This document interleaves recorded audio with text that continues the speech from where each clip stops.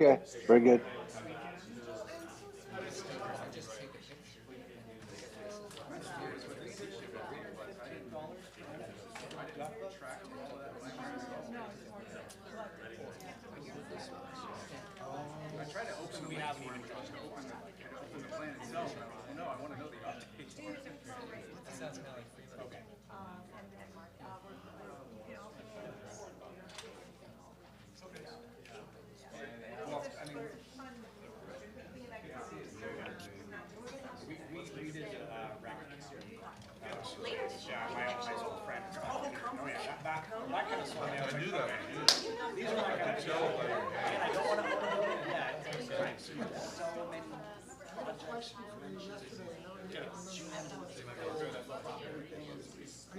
I'm literally traumatized. Fucking. First thing my dad did had me laying on my back, sawing sawzalling rotten like they had run one of the parts before it stood here.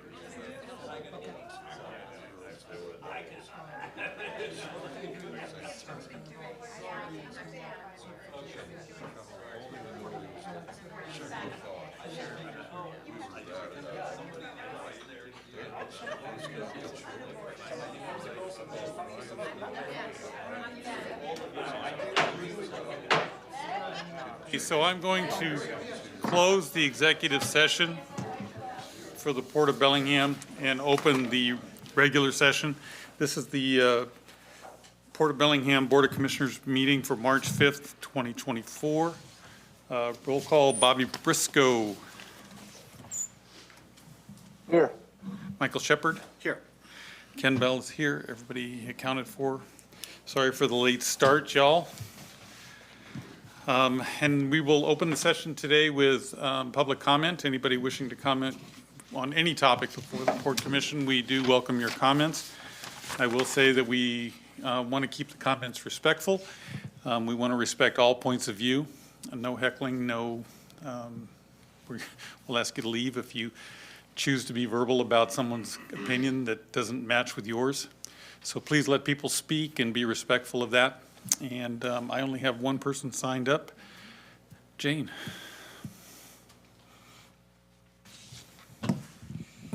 Good to see you again. Routine of lowering the mic. Thank you very much for the opportunity to speak. And I have two thank yous for you folks. For starters, getting the construction work done on the crossings.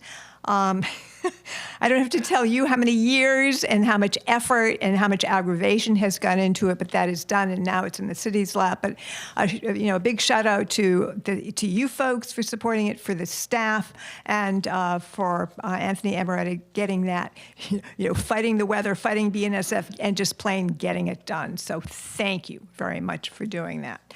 And I also have a thank you and sorry, Riley. Thank you for holding ABC accountable for their environmental practices.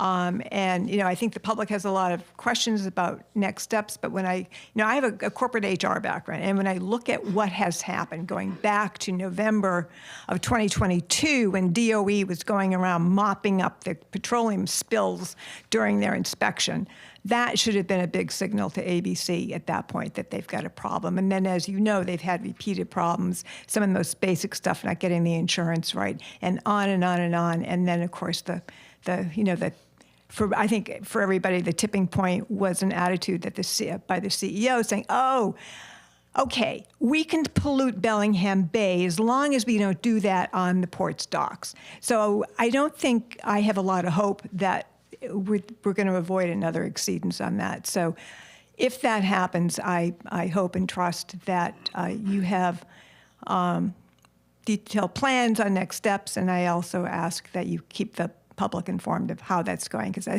as you know, there's great interest. So thank you very much. Thank you, Jane.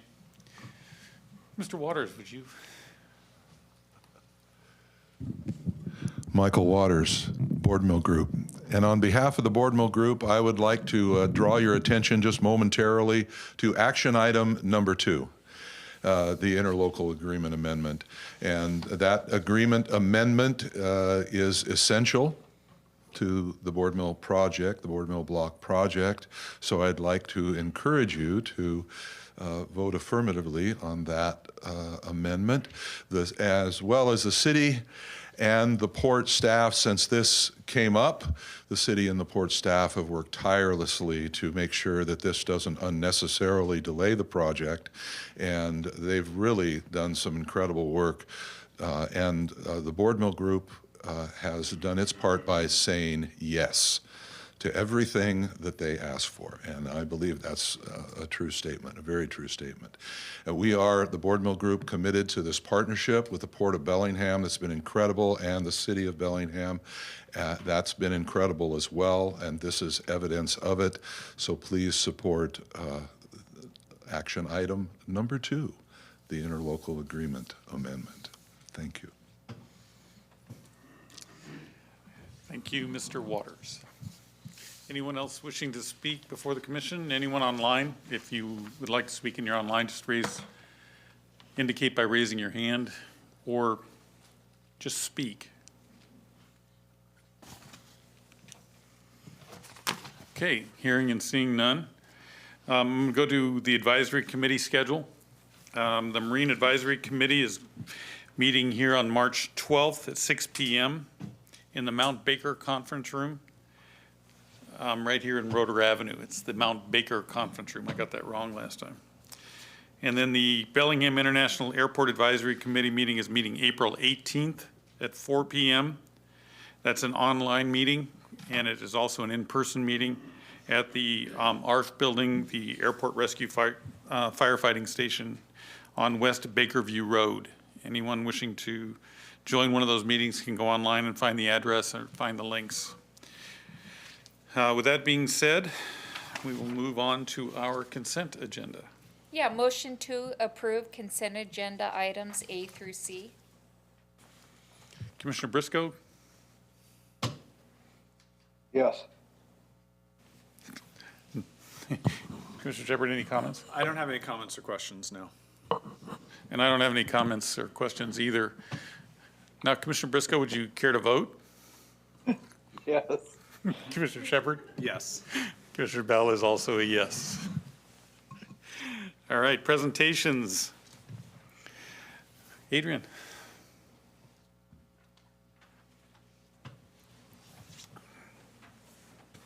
It's already up. Thank you. Good afternoon, Commissioners, everyone. My name is Adrian Douglas Scott. I'm the Sustainability Program Manager for the Port of Bellingham. I'm joined today by my friend Blanche Bybee from the Whatcom Council of Governments. She's with the Smart Trips program. We have an update for you today. No action is needed. We do want to give you an opportunity for discussion at the end, though. Pardon me, sorry, I must have sprinted up here. Today's presentation is an example of one of the longstanding partnerships with the Port of Bellingham that actually supports our climate action strategy and our Green Marine certification, in addition to other economic, health, and environmental benefits. So port staff are evaluating ways to strengthen this relationship. Our employees already participate in active transportation. They log their trips with Smart Trips to reduce their carbon footprint, their transportation costs, and congestion on our roads. Smart Trips, in turn, helps us with incentives, with data, and fun events like Bike to Work Day. Reducing the employee single occupancy vehicle trips helps us to meet goals 3 and 10, which are up on the screen here from our climate action strategy, to reduce emissions associated with employee commutes, and to protect and enhance the health of employees, tenants, and other facility users. So with that, I'm going to turn it over to Blanche.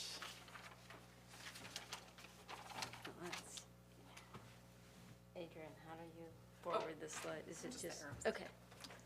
Hello, everybody. I'm Blanche Bybee. I'm with the Smart Trips program here in Whatcom County. And I wanted to talk to you about CTR, which is the Commute Trip Reduction Law in Washington. It came about in 1991 as part of Washington's Clean Air Act. And its focus is encouraging eco-friendly commuting options, like public transit, carpooling, biking, walking, all those things, and even telecommuting. Workplaces with over 100 employees arriving between 6 and 9 a.m. are subject to the law.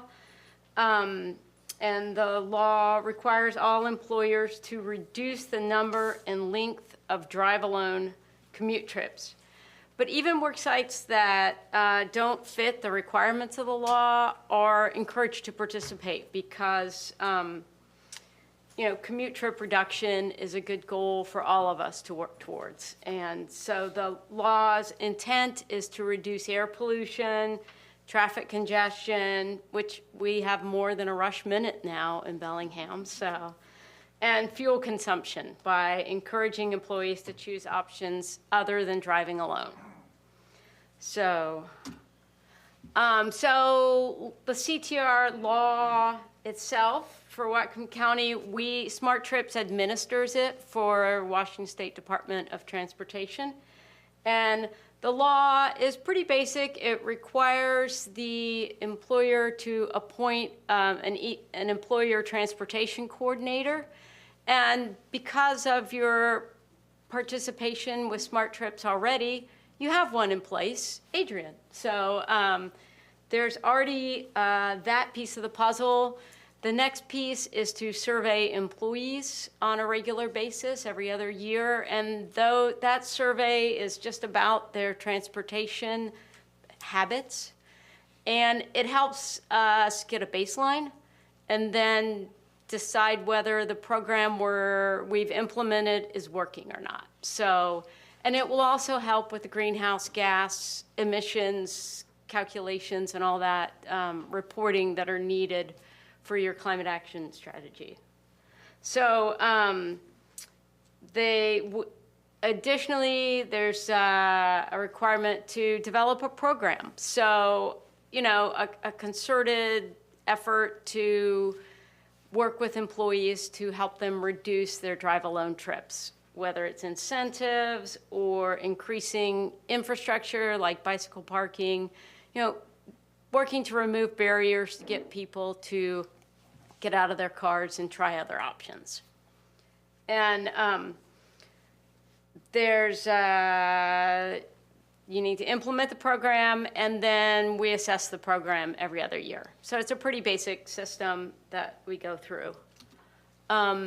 So Smart Trips itself, we do a lot of things to help make that possible. We have an online trip diary because, by logging your trips, you become more aware of it. It builds awareness in people about their travel habits.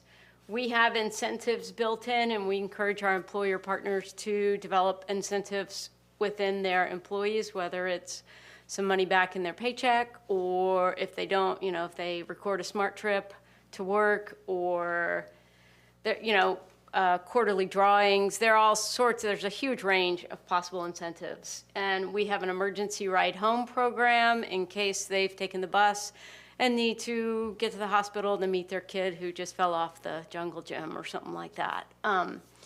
There's bus passes to get people to try first-time riding bus passes. We have bicycle education, resources for our employer transportation coordinators to help them message to employees, public awareness campaigns, a school program, and summer camps. So we have a lot going on, and the port's been a good partner for us. So we'd love to see that improved with becoming part of the CTR program. So one question is what we're doing at Smart Trips actually working? So since the start of our program in 2006, we have 24,000 people have joined our Smart Trips program, and they've made over 5 million Smart Trips. And that comes back to the environment with environmental benefits. And it also comes back with economic benefits. That's 332 million gallons of gas that weren't used to get somewhere, and that's also over $12 million almost $13 million that was saved, or that didn't go into the pockets of somebody from out of town. It's potentially saved to the local economy. So, so there's lots going on at Smart Trips.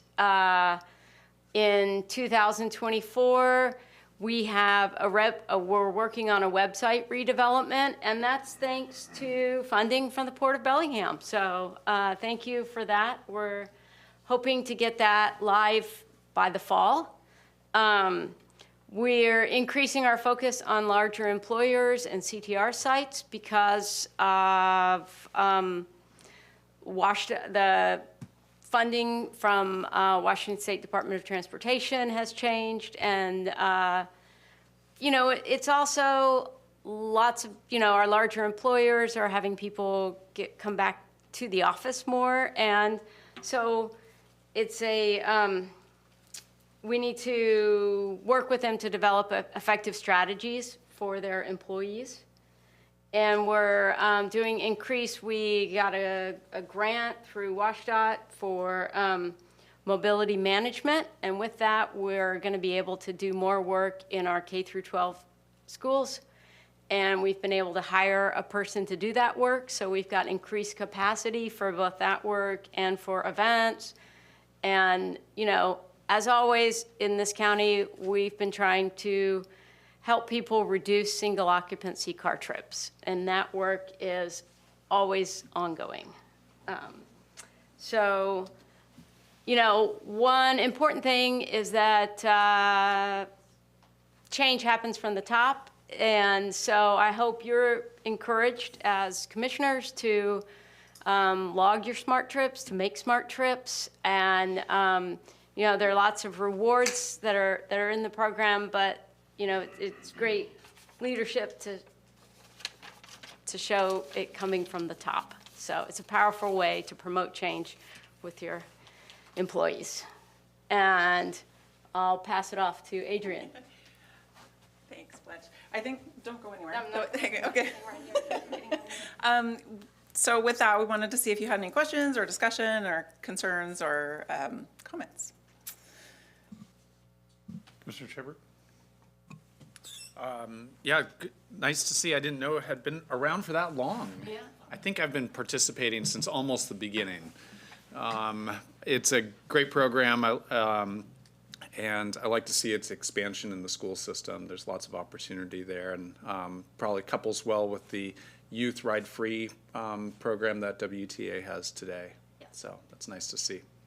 I don't have any real questions, but thanks for the update. Appreciate all the info. Commissioner Briscoe? No, I have no questions. It's a good program, though. Hope everybody uses it. I have a couple. Just doing the math on your enrollees and the number of trips, it comes down to about 220 trips per enrollee, which means the people who typically use this are using it every day. Is that a correct? Well, there are some who are our leaders. You know, we have about 200 people who log almost a daily trip. And then there are some that maybe log 5 trips a month. You know, so there's a huge range. It's kind of not fair to do a complete, you know, average. Yeah, I kind of figured that. Yeah, but there, you know, there's definitely some who are doing, and we're recording not just trips to work. We allow people to record trips that they make for errands or for to go to a leisure activity. Like if you bike to a pickleball, you know, with a friend, that would count as a smart trip. Are you saying that because of my age group? No, I'm a pickleball player. I say that because I you know, do you play? Gray hair and said, there's a pickleball player. I said, It's Oh. Bellingham. Isn't everybody a pickleball player? no, and the next question is just, I've got to wonder about the number of large buses with few people on them. And I know you get this a lot, but it is a pet peeve to drive down and see few people. And I'm just wondering what what's the plan? I mean, I gotta believe you could put more buses on the street that are smaller, that are more responsive, rather than having those behemoths with fewer riders. And just from a carbon footprint standpoint alone, to see a big bus with a few people on it doesn't make sense, when I could just have them jump in the back of my truck and Sure. we could be off to the races. I don't want to speak for WTA because I am not WTA. I am Smart Trips, and WTA supports us, but we're not, you know. You're not connected. I mean, we are and we aren't. You know, I can't.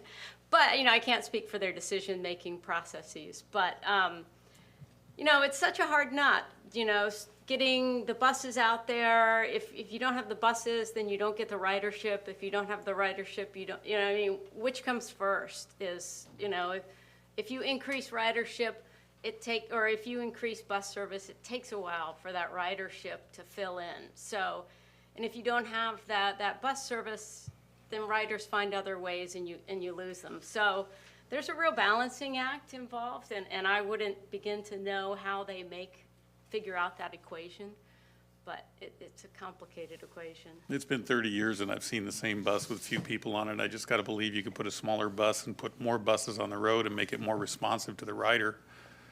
Right. Just the way I think. I'll pass that along. I'm sure it's been passed along. But wouldn't yeah, that, please wouldn't do. that make it, I don't think that is be as eco-friendly, would it, Ken, when you have twice as many buses on the road? Twice as many oil changes, more tires on the road, more driver, I don't know. I think the big bus might be the way to go. Everybody's got an opinion.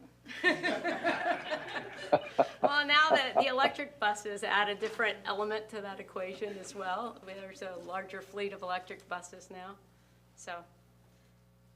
I've got you know, as long as we're just having conversation, some other municipalities are moving towards free ridership across the board to increase ridership on buses. There's got to be a cost balance between how much it costs to collect and charge fares to the benefit from what the money that those fares bring in. And would there be a net benefit overall in terms of increasing ridership and potentially eliminating some costs with just going to free ridership for everybody? Right, I can't really speak to that, but I will say that because of a mandate from the state, and it was happening before that here, it's now free ridership for anyone 18 and under. And that's done a lot to really increase the amount of ridership that we've seen from folks in that age demographic. So, you know, there's definitely something to be said for that, and it's an intriguing possibility, I think, in the future. Adrian, do you know how many people we have registered as Smart Trips in the port with our employees? Overall, I think it's about 20 that are registered, and we definitely have some champions that ride daily or almost daily. Is that typical for a big organization, about 20%? Would you say a Bellingham Cold Storage or the hospital? It's so variable. What the hospital incentivizes by giving $1.50 a day to employees who make a Smart Trip for their commute to work, and that definitely has a big impact on how many employees are making their Smart Trips to work. So that's what the employer puts into it can really affect how many employees prioritize that. The Mallard's ice cream is all I need. I mean, Amen. all right, that's all I've got. Thank you very much. Thank you. All right. Second one, Container Village. I wondered why Carrie was getting up. One seat to the other. Thought she was going to slap me on the way by. All right, so a few commission meetings, I'm usually not up here. Carrie Hansen, Executive Administrator for the Port of Bellingham. So a few months ago, Commissioner Briscoe asked us to look into an electronic message center down at the portal. So I spent some time, and we had in-house put out some, what do you call it? Bids, I guess. And we got 2 comparable ones. But before I go into that, I just wanted to, Bobby, if you can see the picture here, this first proposed EMC location is on the corner of Chestnut and Granary on the inside, kind of by where the skateboarders hang out. And the next location would be mounted maybe to a container or a pole over by the arch. And you can see here the quotes are this first here, about $64,000 for a single-sided, $121 for a double-sided. This is Signs Plus. This quote is they install it. All the quotes on here have 5-year warranty and comparable features such as wireless communication, cloud-based software, temperature rating. And then on the bottom here, you'll see the single-sided, $56,000, double-sided, $108. That quote from Signs Plus would have our maintenance install instead of them doing the install. I did ask them that if our guys installed it, would they still honor the warranty, and they said yes. So another thing to consider is Signs Plus is local and Media Now is in New Jersey. So that's something to consider. Also, just to throw out there, I got a quote, and Signs Plus makes these trailers. This is double-sided. It has all the same features as the other 2 that I just shared with you. And this actually is on hydraulics, and the TV goes up and down. This unit can be hardwired in, and the price isn't included in the $81,000, but we could buy a generator and have it run on a generator, or we could hardwire it in, which seems to make more sense to me. But one thing I like about this last option is you do not need a permit for this. So if we go with this first option, we have to work with the city to get permitting, and I have reached out, and it could be years. So if we go with the second option, Signs Plus does this kind of installation. It's a different permit because it's on our building, our property, and it's an easy permit, and it's something that Signs Plus knows the ropes, and they offered to do it for us as part of the fee. How long to get a permit? Well, Standalone sign? here's an example. Have you driven by and seen the sign that I put up almost 2 years ago, and it says the Container Village with arrows? Well, that was just temporary because I wanted to get some nice signage up there. It has been almost 2 years later, continual checking in with the city, and still no progress. For a sign? Okay, so on Granary, you know, the city signs that are code, they have to be certain color, and for night, you can see the, whatever you call it, Greg McHenry would know, Reflective. but.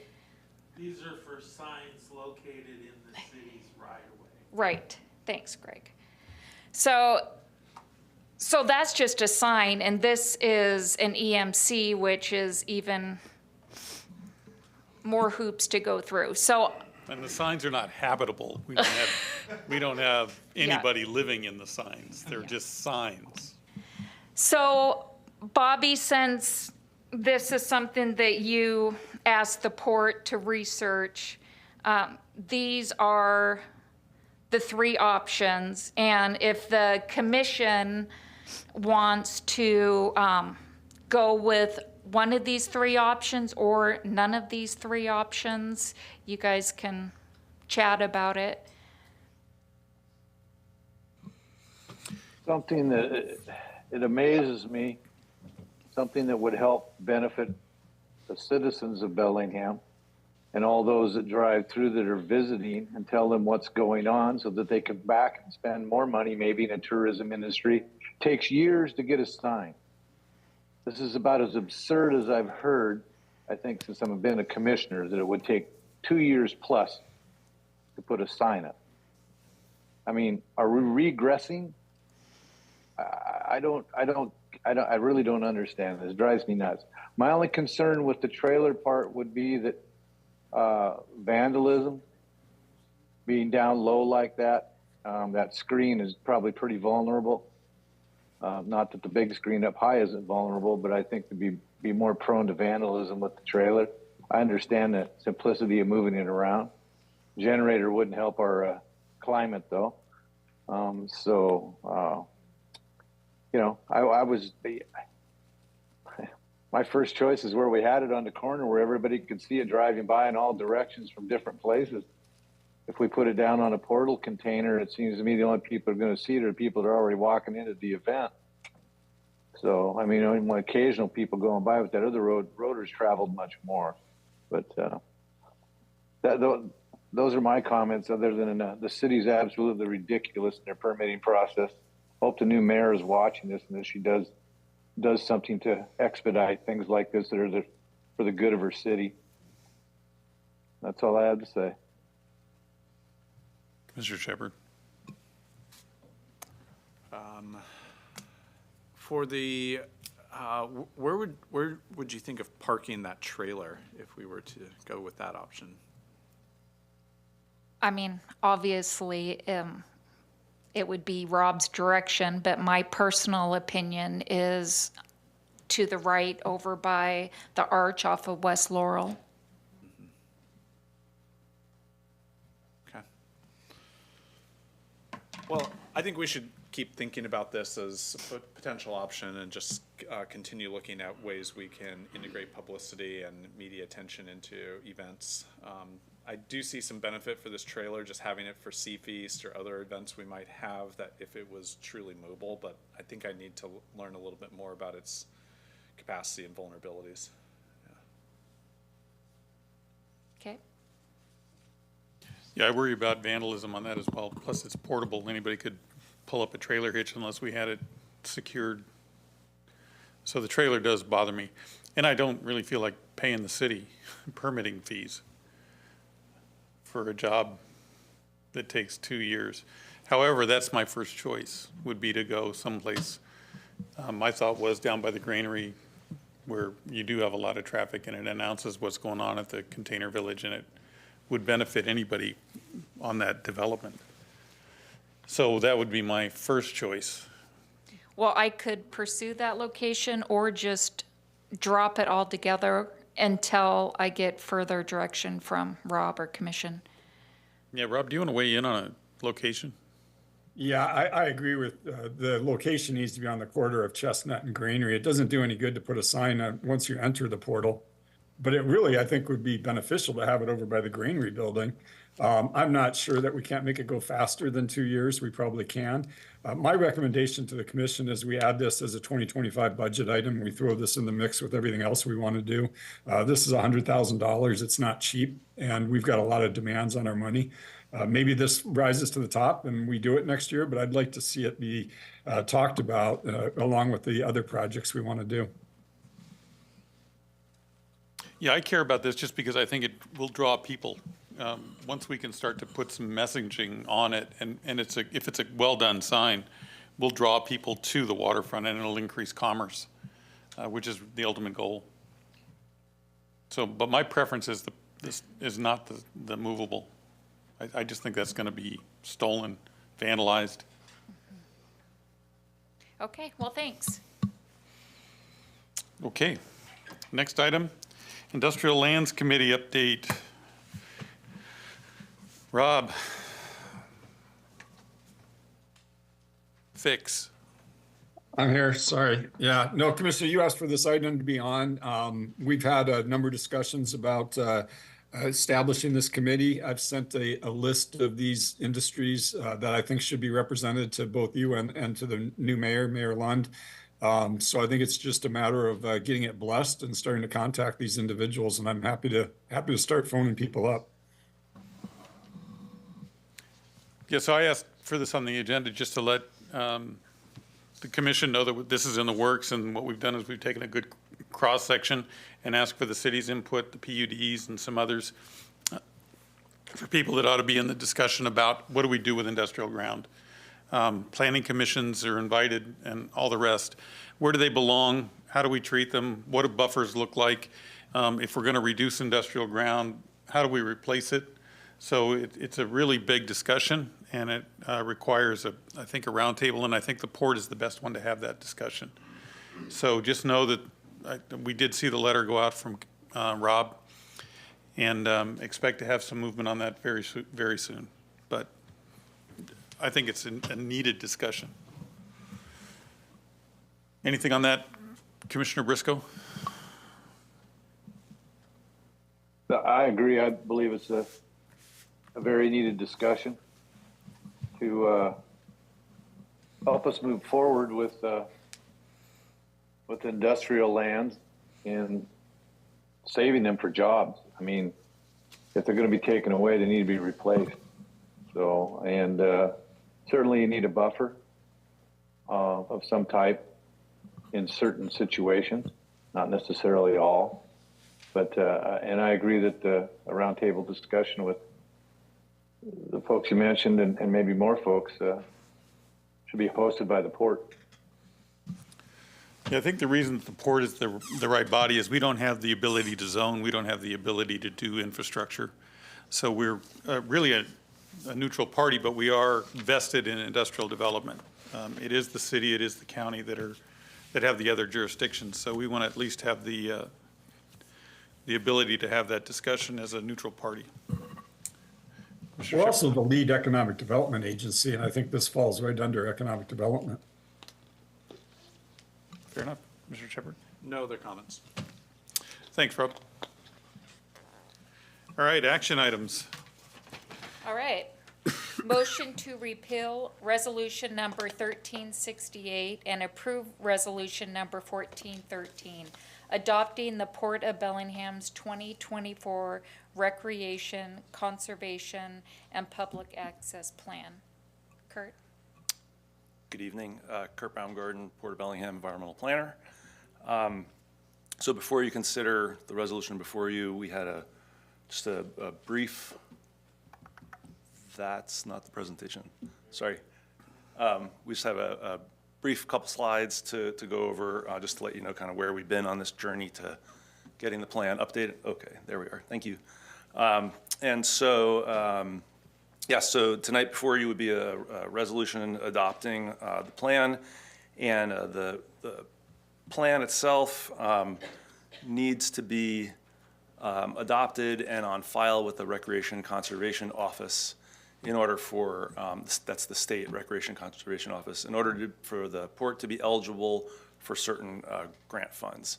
And so there's a short list of some of the programs that we can participate in. And the marinas use these grants over the years several times, and it can also help us enhance some of our park properties and open spaces. Plan needs to be updated every 6 years, and this particular plan was last updated in 2018. Public engagement is a real important part of updating a plan like this, and RCO looks at that and how a jurisdiction goes about doing that. And so to that end, we did a survey, and we had really good response rate for that, 800 plus responses. we discussed some of that and kind of the outline of the update process with Commission in November, late November. And then after that, we went out for a comment period on our draft plan. And with that, again, I think, we had a decent response rate. There were 50 discrete commenters and over about 160 comments on all different facets of the plan. None of those really resulted in any major changes to the draft. There were some minor edits, and we are compiling a document that will have all those comments and how we responded to them. That'll be available once we're done kind of putting it all together. And then just one of the graphs that came out of the program that we used to basically consolidate and collate the comments and be able to respond to them, they got put into various buckets, and this just sort of shows a spread of those 159 comments in real broad terms by topic. And they're really, the comments that we got really, ranged from, Blaine through Marine Park in Fairhaven, and across the board on things that were directly related to parks and not so much. So there was got a lot of different input on things to consider. And the next steps, as mentioned, would be hopefully adoption of the resolution this evening. And then the certified plan then gets submitted to the state RCO office. And then you'll be hearing more from Greg McHenry here in a little bit on how this, and other plans obviously fit into our scheme of harbor improvements. That's kind of where it really becomes part of capital projects. And so that's my piece on this for you guys. Thanks. Commissioner Shepard? Yeah, I've spent some time looking over the plan. I'm glad to see, call outs for things like the BLI trail in the plan, and some language around Blaine. We've gotten a number of questions about open space and public access in Point Roberts. We don't own any property there. How are we directing individuals, to other folks who do have property and better capacity to see some of these interests come to action? It's a good question. I learned at our last meeting in November when actually it was after that, when some of this came up, when some of the comments that we'd had, that there had actually been conversations with the marina in Point Roberts, because that's a place that folks would like to see more access. And so I guess that was one component of it. The rest of the property is county parks. The county, also goes through a process like this for their plan, in order for them to be eligible for grants, and they have other planning obligations because they're they plan under GMA, Growth Management Act, and so I would hope folks would contact the right jurisdiction that actually has property there. Okay. Do our county and port plans, are they symbiotic Yes. animals? Do they collaborate and cooperate together? Yes, as part of this process, we had to, share our draft with city and county and any other, Blaine as well. So they all had a chance to review it and make sure it was in concert. Okay. Yep. All right. That's all my questions for the moment. Commissioner Briscoe? I believe Commissioner Shepard asked most of the questions I was going to ask, and some of it was about Point Roberts, so I don't have any other questions now. Thanks for a detailed report. For 70 pages, it was interesting, and thanks for all the pictures. All right. Yeah, as a guy who likes pictures. Very well done. So I fully support it. Shall we vote? Carrie? Okay, motion to repeal resolution number 1368 and approve resolution number 1413, adopting the Port of Bellingham's 2024 Rec Conservation and Public Access Plan. Commissioner Briscoe, Yes.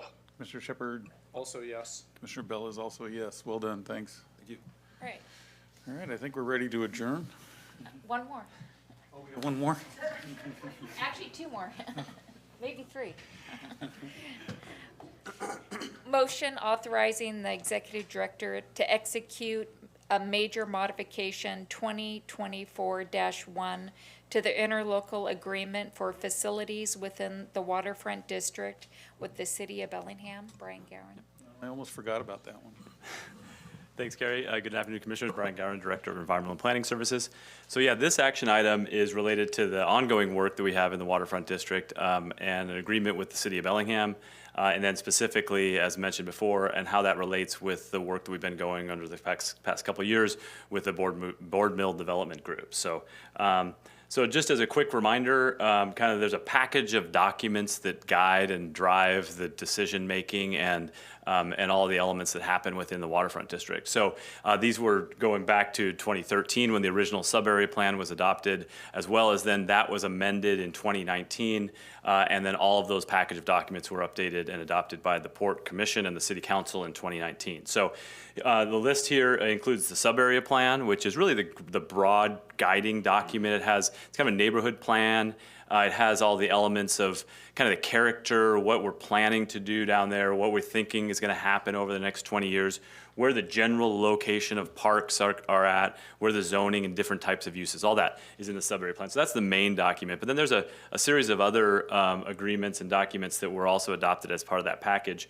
One of them is the interlocal agreement for facilities within the waterfront, and that's the main document we'll be talking about here today, and I got more details on that in a next few slides. And then the development agreement, these are kind of more technical and legal agreements. There's a development agreement, the development regulations, and then the planned action ordinance, which is the city's document on how they implement SEPA in the waterfront district. So just as a reminder, those are the driving documents and guiding documents in the waterfront district. So the interlocal agreement for facilities in the waterfront district, or the ILA, what we say for short, is primarily an agreement between the port and city.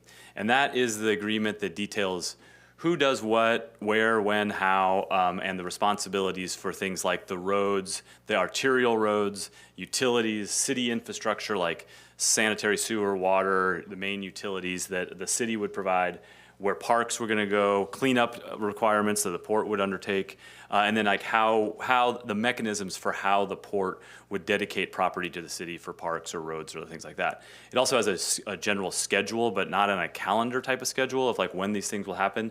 It's all driven by the development, like as square footage gets built out, when the demand for those utilities and these facilities would come online, that would then allow the city and port to plan for bringing different elements online. So for example, the first roads and infrastructure that the city built, well, the port implemented some of the cleanup in the GP site, then the city built the first arterials of Granary and Laurel and the first park, and that's going to serve the next number of phases of projects of development. And then once we get to a certain square footage, the next trigger for the next level of infrastructure investment would come online under this interlocal agreement.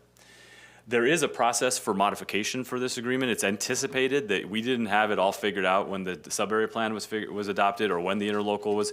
We're going to be bringing development partners online. They're going to have different ideas that maybe we didn't contemplate. Markets will change, all that. So we anticipated there would be changes to this. And there's a minor modification which the staff can implement and execute. The minor things like correcting errors, small tweaks here and there, nothing that changes the substantial investment from the port or city. That is considered a major modification, and that's what we have in front of us today. That is an agreement that would have to go to the Port Commission and the City Council for approval. But one thing to keep in mind, and then we'll talk about what's on this figure here, the Board Mill project did propose some changes, some elements that would require a change under the interlocal agreement. But it wasn't at that level of what would require a large-scale sub-area plan. So this wasn't a big shift of a major infrastructure or arterial or something, or view corridor or zoning changes. It's really, if you can see this little blue box here in the middle of the screen, this is an area that has a planned park connection. It's not in any of the current phases. It's not under master planning. It's not a major node type of park that was planned there. It was really a connection through the site down to a future, trail that could connect to the Salish Landing Park. But as you'll see on a few slides here, there's some ideas that the board mill team brought on board that made us say, hey, could we move that around but still maintain that connection? So this is the proposal that then we'll be talking a little bit more detail on. But this is the area, and just for context, this is not a major change, even though it's called a major modification.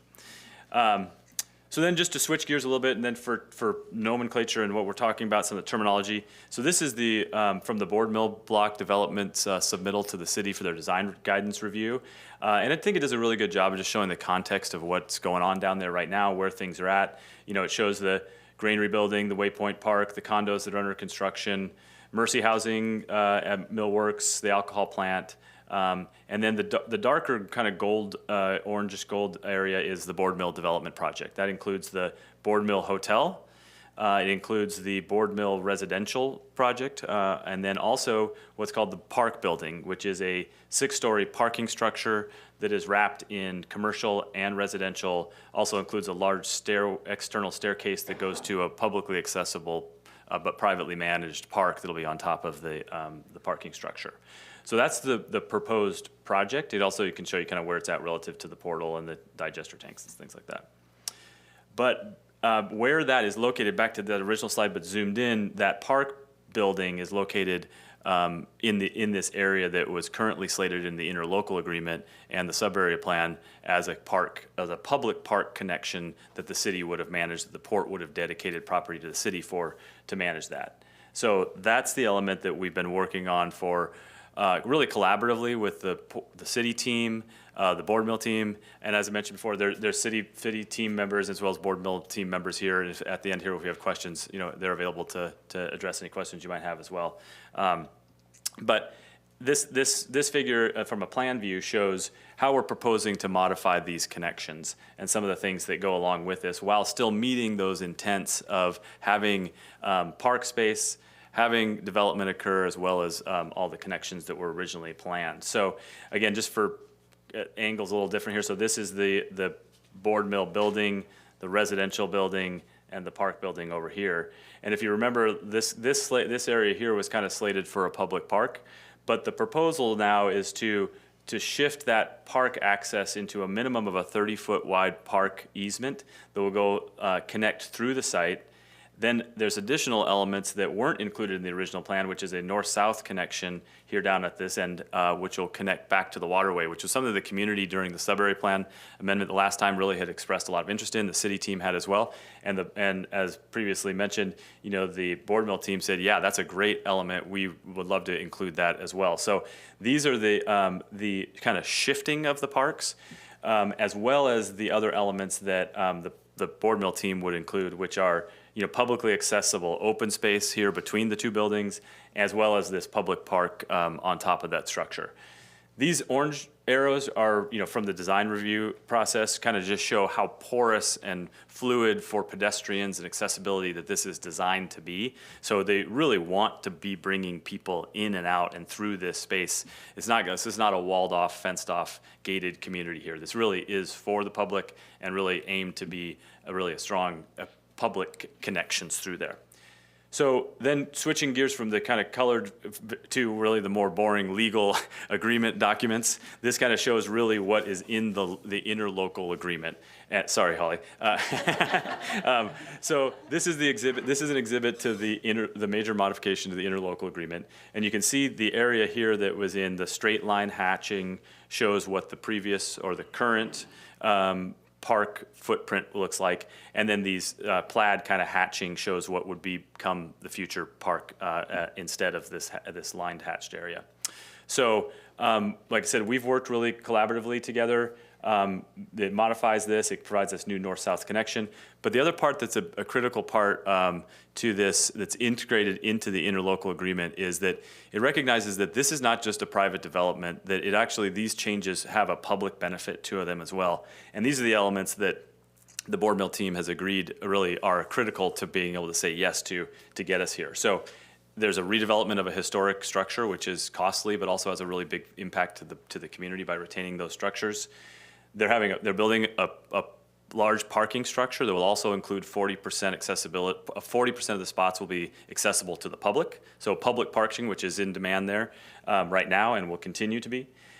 There's additional privately owned but publicly accessible open spaces. So the park on top of the parking structure, that area between the two buildings, that's going to be open and available to the public. As well as on the park building, the housing portions, they've committed to a minimum of 10% affordable housing, which meets some of our interlocal commitments, as well as providing much needed, affordable housing to the community. And then this whole project on a whole provides, over 200 much needed residential units in our community, in the downtown core of our community. So those elements are all integrated into the interlocal agreement as well. And there's a provision that if those are not met, or if there are schedule pieces that are not met at the time of, for permitting, that this will revert, if pending commission approval and city council approval, that this interlocal will revert back to the current layout of the parks that are shown in the kind of straight line hatch. So it provides a back end commitment that we won't be stuck with an interlocal that doesn't work, because this is a very project specific change. So with all of those pieces in mind, staff does recommend approval. We worked really closely with the team on this. This is going forward to the city council at the next city council meeting on next Monday. They are having a full public hearing on this as well, and they may vote on it that night, or it may be at the following council meeting. So, but with that, be happy to address any questions you might have in the teams here as well. Mr. Shepherd?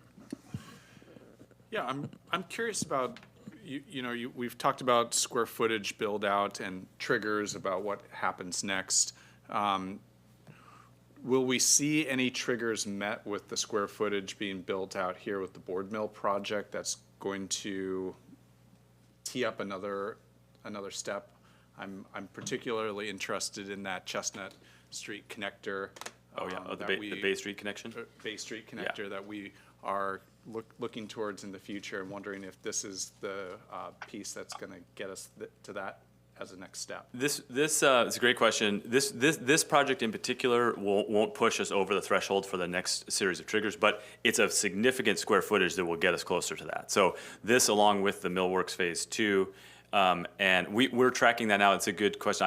We haven't looked recently, but we're still a few years off of that. But if you take the projects that are underway right now, and this, and then if there's other development, like in the industrial buffer zone, we've been talking about that between this project and the log pond, we are starting to inch up towards that. And when that trigger happens, the first step is to start the design. So that's a large project. It will take a lot of time and a lot of community involvement in design. So there's a lot of work that will need to start well before it actually gets built. So that would be the first things you start seeing there. And we can come back to the commission maybe in one of our waterfront updates and focus in on where we at on some of those trigger points.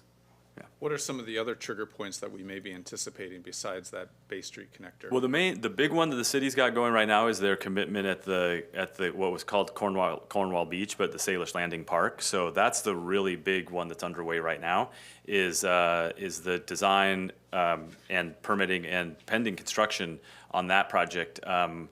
Starting, probably going out to bid even this fall. We were in 90% design for 3 overlapping projects there. There's the Cornwall Avenue cleanup, there's the R.G. Haley cleanup, and then the Salish Park Landing. They will all be built together. We're in 90% design and permitting for that right now. We're expecting permits here shortly, and hopefully going out to bid this fall. That'll be a multi-year project, but that is going to be that's a major investment from the city team, as well as all the cleanup projects, and it's going to be a really big public access element. The next one after that would be the extension of Waypoint Park. That's already in the works under design, but pending completion of the Harcourt projects, that's the trigger for that piece of infrastructure, because it's so close, right next to the shoreline, trying to get multiple projects going on in there. So once Harcourt is done with their building C, then the city has a year to finish implementation of that. But it's designed and ready to go there.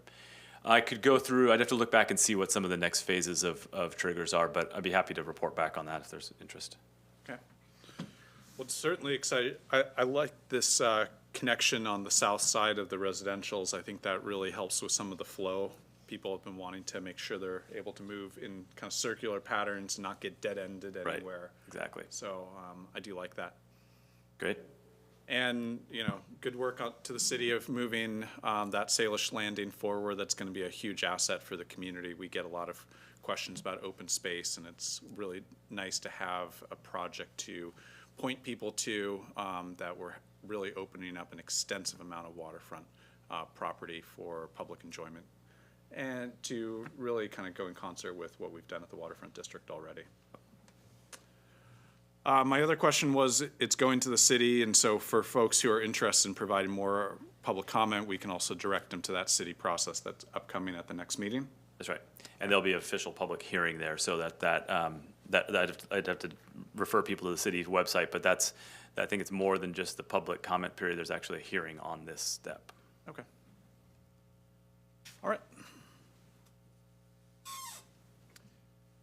Mr. Briscoe,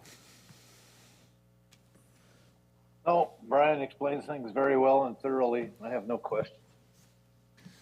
okay, so before I weigh in, Tara, just any comments that you'd like to make? We're good? Thumbs up. All right. Yeah, I love it, love the changes, and I just want to congratulate the Board Mill Group for being a good partner. We're finding that to be a rare thing here on the port these days, so we just want to reach out and let you know how much we appreciate the fact that you are good partners and making a good name for yourselves and for making us look good. So thank you very much. And Tara, thank you for the participation of the city on this. You weren't here for the sign discussion earlier, were you? Okay, other than that, that's my only comment. Carrie? Motion authorizing the executive director to execute major modification 2024-1 to the interlocal agreement for facilities within the waterfront district with the city of Bellingham. Commissioner Briscoe? Yes. Mr. Shepherd? Also, yes. Mr. Bell is a yes. Thanks, Commissioners. Thank you very much. All right. Now our harbor improvement. Oh. I have the directions right. I'm ADD. Okay, now we're going to close the public meeting and open a public hearing. Greg McHenry, harbor improvements. Good evening, Commissioners. Greg McHenry, Senior Planning Analyst for the Port of Bellingham. And the purpose of the public hearing tonight is to solicit public comment on our comprehensive scheme of harbor improvements. Let's see. Page down. Arrow over. There we go. Okay. The three material changes to this year's comprehensive scheme of harbor improvements is the incorporation of the strategic budget, the recently adopted 2024 Parks Plan is incorporated, and last fall, you guys approved the port's climate action strategy, and we are including that in Sea-Ship this year. The other changes to the Sea-Ship, as you know, it's a living document. There's been minor text editorial changes. Each operating division had an opportunity to look at their particular area of interest and update any texts. Some graphics were updated. Links to plans and maps were updated. We are still in a SEPA comment period, which will last for 2 weeks, so we will be accepting written comments until the next commission meeting, right up until then, and which is when we anticipate that action on this plan will occur. Nobody had signed up on the public hearing comment sheet at the beginning, but if if you have any questions or comments. And I would like to open this up also to anybody online. If you've got a comment on our comprehensive scheme of harbor improvement plan, this is the time to speak. Anybody else in the audience that just wishes to give us their opinion? Anybody online? And I Commissioner Prisco? No, I think this has been gone over pretty thoroughly in all sectors over time here, so I don't have any comments. Mr. Shepherd? No comments, just lots of good content in here. It's just very visually pleasing website to look at. It's great photos, and I just like the way it kind of moves on the screen. So thanks for putting together something that works nicely for the user. And it's always remarkable at the breadth of projects that we are engaged with as an organization. It is such a broad reach of different projects throughout the community. So it's nice to see that captured. And internally, anyway, the feedback I've been getting from staff is it's becoming a useful tool and a useful reference tool for even our staff. Good. To be able to find our planning documents, Yeah. get directly to budgets, things like that as well. Thank you very much. No, we have public comment. Oh, we got some public comment. Pete Granger, board member of the Working Waterfront Coalition. I would be remiss in not saying the part we helped with this comprehensive scheme, because the port put together a task force and we worked for long periods of time in the last couple of years to get this in the shape it is. We're certainly in favor of it. Thank you. And I'll echo Commissioner Shepherd's very readable, very understandable. Anybody wishing to understand what we're all about and what we're going to do and how much we're going to spend, more importantly, should take a look at this document. But thank you very much. Thank you. All right, that's the end of this. So I will say we will close the public hearing and reopen the public meeting so that we can close the public meeting. However, we're going to go to other business first. Well, did you do end of meeting public comment? Because that was public hearing. Sorry. Somebody's got to keep us honest here. Close the public hearing and reopen the public meeting. End of meeting public comment. I was going to do that after we had our little other business, but that's okay. You're running the show. I only thought I was. Commissioner Briscoe? Do you have any? Well, I'm confused. Are we ending the meeting or doing the public comment? I or was doing the other public, business? I was doing the public comment before I got interrupted. Well, let's do the public business. Okay. So are we on, we're on other business, or are we going to do public comment? We're going to do public comment because I have a feeling I'm going to get knifed if I don't. Okay.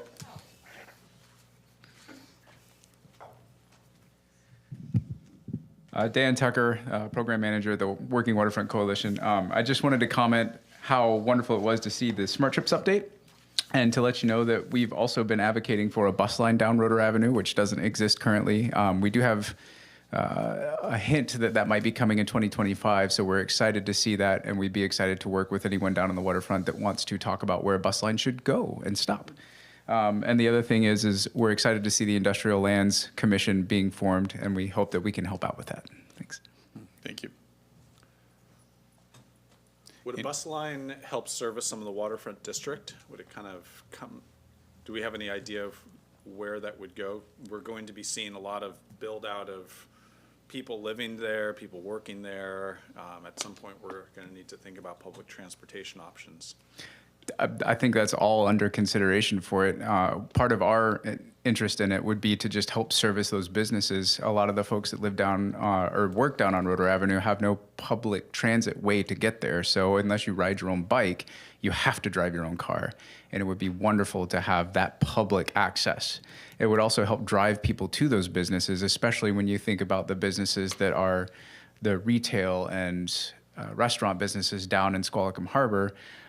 all of the public traffic that comes through there would benefit from having public access through a bus line that doesn't currently exist. And also, we all know parking is tight, so. It certainly is. Commissioner Bell, I have a comment. Sure.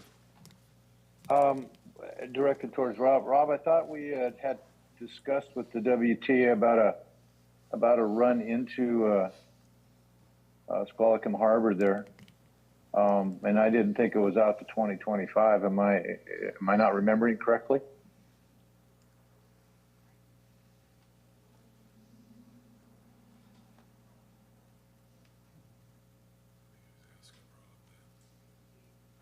Did we lose him? Yeah, I don't see him on the screen. Okay, well, anyways, Dan, there was discussions that I had with Director Fix already, and there was requests from folks in the harbor, and we put that forward to WTA, if I remember correctly, and they were looking into it, and I think something was possibly going to happen well before 25. That's all I have. Okay. We'll get some clarification on that from Rob. Now we'll move to other business. Commissioner Shepard, I don't have any today. Commissioner Briscoe. Well, the sign. I'd like to discuss the sign some more. Tara left the room, so the city is no longer with did? us. Yes. Well, can staff tell me, any staff member tell me at the Port of Bellingham, how long does it take the city of Bellingham to get their own permit to put a sign up in their town? Does it take them 2 years and several $1,000s, or they just put the sign up?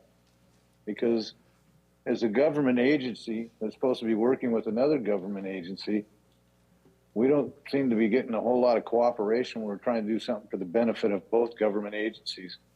And for one, I'm getting kind of fed up with it. So, Brian, how long does it take the city of Bellingham to get their own permit to do their own stuff? Sorry, Commissioner. I had stepped out to talk to Tara as she was leaving. So could you just repeat the question?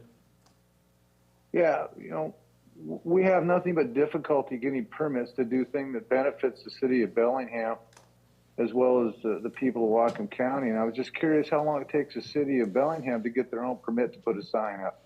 I mean, this is kind of ludicrous. Yeah, I think, unfortunately, this is going to sound like a bureaucratic answer, but it is a nuanced issue. There are standards that are adopted for wayfinding throughout the city. So you have to start with the Bellingham Municipal Code and see what codes apply to which situation. And then, I think everybody, including the city, would have to comply with those. I think oftentimes signs, there are rules such as like even those sandwich boards, like technically those, you see them all over, technically those are not allowed. I mean, there's like not really even enforcement on that, but there is a whole nuance to signage rules and regulations. The city's process for their own signs, like oftentimes though, that's associated with roads. And so they're in the 6-year planning program for their roads and road improvements, and they roll all of that into that process. So although might seem like they pop up right away, that's probably been in design and engineering and permitting for multiple years at the time that those actually get constructed. So we could go into some specifics. I missed a little bit maybe, but we could certainly provide the commission with a more detailed update on, things like this on permitting or permitting process or signage if at a future update, if that's helpful. Yeah, and The explanation would this be is good because Carrie, it Bobby. confuses me that if they already have the ordinances and they already have the rules of what the sign can be and so on and so forth, I don't quite understand why it takes 2 years to figure it out. But that's on them, Brian, not on you. Thank you for answering the question, but it's pretty frustrating. Well, Bobby, I have a quick answer for you. So I was told the reason why is because they have rules against putting up city signs on temporary spaces. Well, if they've already got the rules, it shouldn't take too long to figure it out. Greg McHenry, Senior Planning Analyst for the Port of Bellingham. And specifically about the sign that you're looking at purchasing. The reason why it would take 2 years is because those types of signs are expressly prohibited in rights of way because they're considered to be detractants to drivers. So your location is the issue for the digital flashing sign. It would not take 2 years to get it on the container or the second option that Carrie presented. It would be much quicker. And then even the trailer option, I don't think it really qualifies as being a sign. So you were saying it didn't need a sign permit? The 2 years I was referencing wasn't the EMC. I haven't brought it to the city. I was saying they said it would take that long for just a standard street sign. Wayfinding sign, right, because it's in a city right away and they have certain things. Not a flashing, just a regular sign that says, just like Roeder Avenue. Right, Yeah. but the flashing digital signs are expressly prohibited in rights-of-ways across the city. So that's your challenge with getting it in the Chestnut location and why it would take quite a long period of time. The other location on the container would not take clearly that long. So question for you, Greg, if we moved it off of their right away onto our property, the port's property, would that make a difference? Because I noticed the one that's over where the firemen's offices are over there, you can see it from the highway.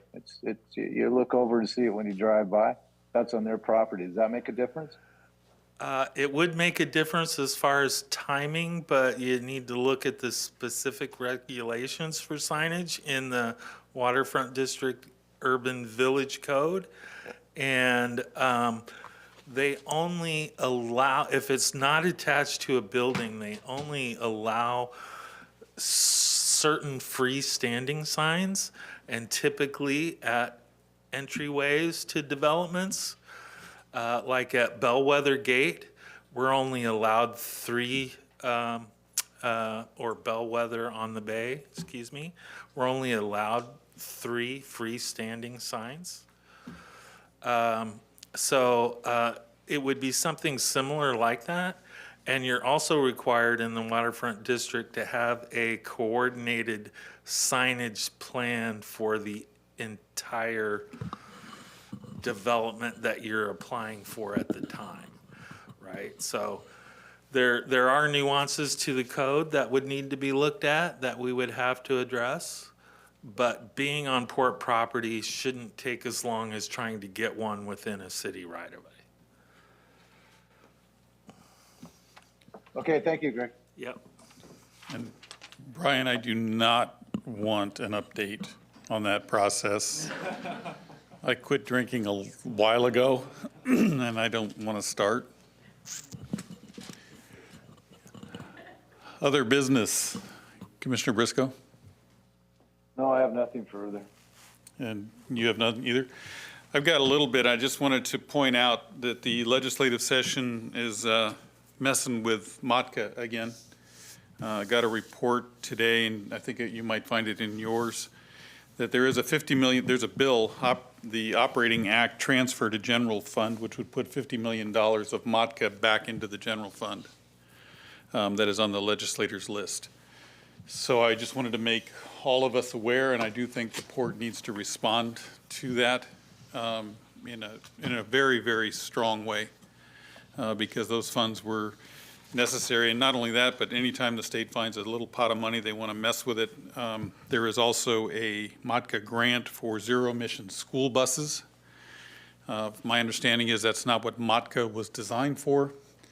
And in no way, shape, or form is zero-emission school buses fall under the Model Toxic Control Act. But yet the funding is now being diverted, or will be diverted if this passes, under that provision. And with the advent of PFAS contamination coming to every airport in the port, in the state, I'm sure Model Toxic Control Act funds are going to be necessary to do the cleanup necessary for that. So these are funds specifically designed to assist us in our cleanup and to take care of legacy pollution. And they're being diverted for general fund uses, and they're being diverted for uses that are outside the Model Toxic Control Act jurisdiction. So I do think that the port needs to put a stern letter in place, and I would ask that we do that. Rob, if you ever come back, my request is that we get that done before this legislative session gets too far along. I did notice that they are going to do a PFAS study. With that being on the agenda, that's just going to unleash a tremendous number of cleanups across the state of Washington. That is the largest contaminant that we know of to date. So I just want to make sure that that's on everybody's radar screen, as well as a reminder that I lost my train of thought. The GMA planning for this year is incredibly important as well. So we just need to have all of that stuff on our radar screen, because it's going to impact us from an industrial standpoint and from zoning standpoints and from livability of our cities. But that's my only other business. Yeah, I would second the need for the letter. We communicated this issue about MOCCA while we were in Olympia last month, and the way it was explained to us is that this was coming from operating funds, not cleanup funds that MOCCA makes use of, but those operating funds are just as important. They're needed for the staff to be able to have capacity with hiring enough people and staffing their offices to do all the projects that we do. So it's just as important as the cleanup money for the MOCCA program. So we need to just keep communicating that we want MOCCA to be used the way it's supposed to be and not for other things. They're going to have to find money for good projects in other places.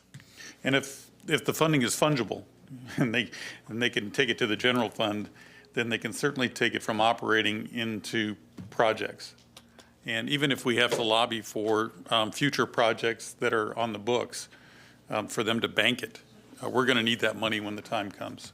So Yeah, it's just a bad precedent. So I would support Rob putting together a letter and making sure our delegation gets that. And no matter how hard we lobby as the port, it always seems to happen. So anybody else out there in our listening world that wants to help us with that, letters would be beneficial. All right, I would agree with my fellow commissioners that we do need to ask Rob to have someone put a letter forward. Either one of you at the last WPPA here, where they're at on what's going on here? Are they putting something forward as well, or? Yeah, they're actively lobbying in the same direction we are. That's where this came from. Okay. The heads up on the legislative actions of the state. So they are involved. Okay, any other comments before we go? Did you want to speak? Sure. Good evening. Mark Jerry, Local 7 ILWU. Joe would be here, but he is on a team with another member receiving rock down at the port tonight. I just wanted to share with the council that 40 names were serialized, I believe, for our casual draw by the coast recently. We'll have official announcements coming hopefully very, very soon. And those members will fall behind our registered members locally, and then the people who travel from out of town to work. And then they will be up for jobs when we have work. So we have a workforce hopefully coming very soon. Also, 4 of our members are down in the port of Olympia working around the clock on the pulp operation that's happening there currently. So please keep us at home if you can. That'd be really great. And otherwise, we're going to have to not make smart trips necessarily, though we'd prefer to every time. Thank you. I think I speak for the commission. That's our #1 priority. Okay, anyone else wishing to speak? Meeting adjourned.